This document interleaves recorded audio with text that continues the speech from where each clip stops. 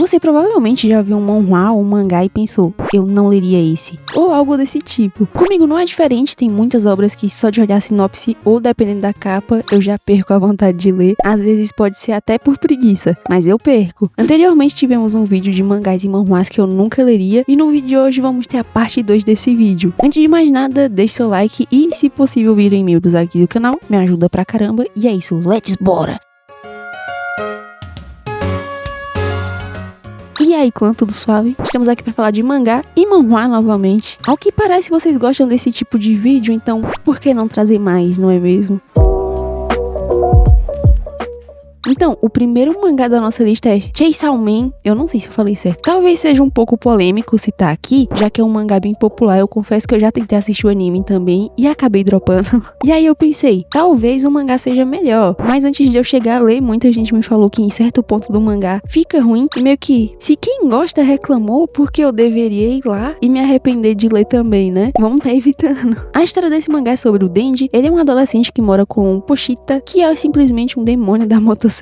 O coitado acabou herdando muitas dívidas do pai e por isso ele vive muito mal. E pra pagar as contas, ele e o Pochita exterminam outros demônios. Um dia o Denji é traído e morre. Nos seus últimos momentos ele firma um contrato com o Pochita e renasce como um homem motosserra, que seria um humano com coração de demônio. O resumo é confiável? Eu acho que não. Mas não espere algo muito elaborado de alguém que só assistiu 3 eps quando o anime lançou. Tá com muito tempo. Enfim, eu queria gostar do anime, mas eu não me senti muito atraída pela história. Nada em particular. Outro ponto é a tradução não oficial desse mangá, que é muito polêmica. Até quem não acompanha sabe disso. E eu nunca que pagaria pelos volumes dele, tendo uma chance extremamente alta de eu me arrepender de ter comprado. Ou seja, eu jamais lerei esse mangá. Próximo. Agora com o manhwa, eu sou o vilão predestinado. Só pelo título já achei meio meh. Se não me engano, alguém me recomendou esse manhwa. Geralmente eu sempre dou uma pequena pesquisada quando me recomendam algo. Às vezes eu esqueço, mas geralmente eu sempre dou uma olhada. Pode acabar demorando, mas eu sempre vejo. E como falado, só o título eu já achei meio fraco. Claramente o cara vai ter o ego lá em cima, vai se achar um manipulador e coisas desse tipo. Eu tenho preguiça desse tipo de história. É bom pra adolescente, mas eu já tô meio velha, né? Outra coisa, esse negócio tem 327 capítulos, então Deus me livre. E geralmente esse tipo de história é só luta, os personagens são mal desenvolvidos, tipo Solo Leveling. E aí eu fui ver a sinopse e parece que fizeram ela com IA, com todo respeito a quem fez a sinopse, né? Mas ficou sem sentido nenhum. Pelo que eu entendi, a história é de uma transmigração que acompanha o Gu Shang, e ao que parece ele vira o mestre de uma facção e manipula os mocinhos da história pra roubar o destino deles, além de agir de forma egoísta e entre outras coisas pra dominar tudo, típico de um vilão. E foi o máximo que eu consegui entender da sinopse e da história de verdade.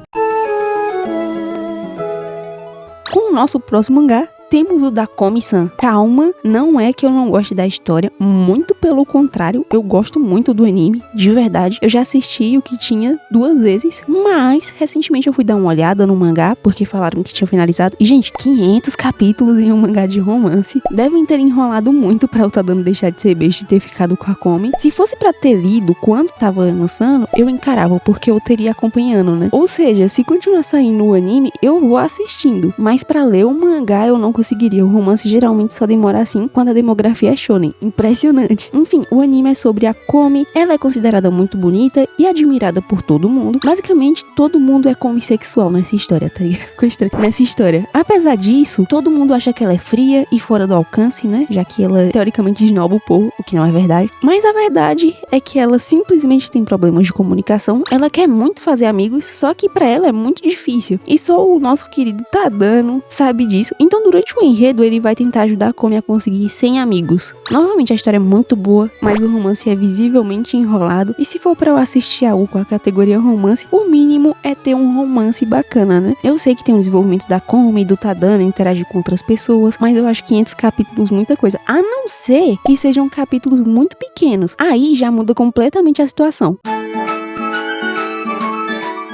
Com o nosso próximo manhwa, temos mais uma vez até a luz. Esse manhwa aqui, eu acabei lendo uma parte muito tempo atrás, quando tava lançando ainda, tinha bem poucos capítulos, mas foi passando os capítulos e a história ficou muito chata. Além de que, até onde eu sei, a protagonista terminou com um personagem do triângulo amoroso que eu não queria e eu achei decepcionante. E para não analisar a história de hoje em dia por fora, é muito sofrida. A história é muito sofrida, a Effie ele só sofre, aí ela morre, e aí ela renasce em outra família, mas aí ela lembra da vida passada e acontece um monte de coisa. Enfim, eu não voltaria a ler por nada. A história é sobre uma menina que foi acusada de tentar matar a irmã mais nova, que era uma suposta santa, tava mais pra um demônio.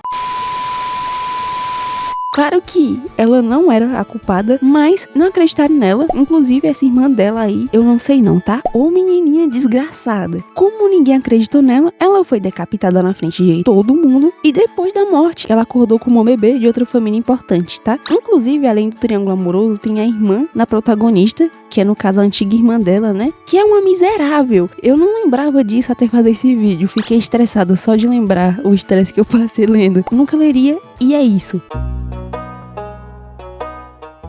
E por último, para ter a cota shoujo, nos mangás temos Glass no Kami. Esse mangá é muito antigo, começou a ser publicado em 1976 e acabou entrando em hiatus em 2012. Tem 49 volumes e chega próximo dos 300 capítulos. Pelo fato da história ser muito antiga, que tá sem previsão de retorno, já me faz não querer ler, né? Imagina a pessoa ler uma coisa sem final. Meio triste. Sim, o motivo é simplesmente esse. São poucos os mangás e manhwas em hiatus que eu me animo pra ler. Por exemplo, A Princesa Marcou o Traidor. Ficou muito tempo sem continuação, mas a mulher que faz um manhwa falava que ia voltar, então eu li tudo, eu li a nova e fiquei esperando por mais de 2 anos. E já tava em hiatus antes disso, né?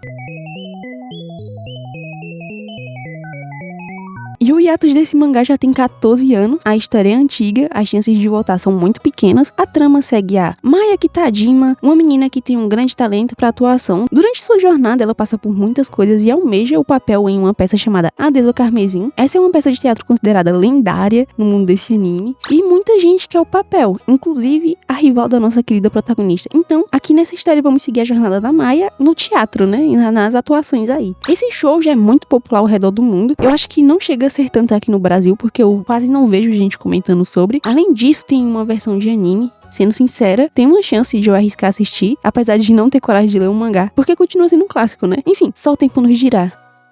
Bom, essa foi a última obra aqui da lista, então antes de finalizar, comentem aí se vocês gostam de alguma dessas histórias, gostam de ver a opinião de vocês e também deixar aí obras que vocês nunca leriam. É isso, muito obrigada a quem assistiu e até o próximo vídeo, falou!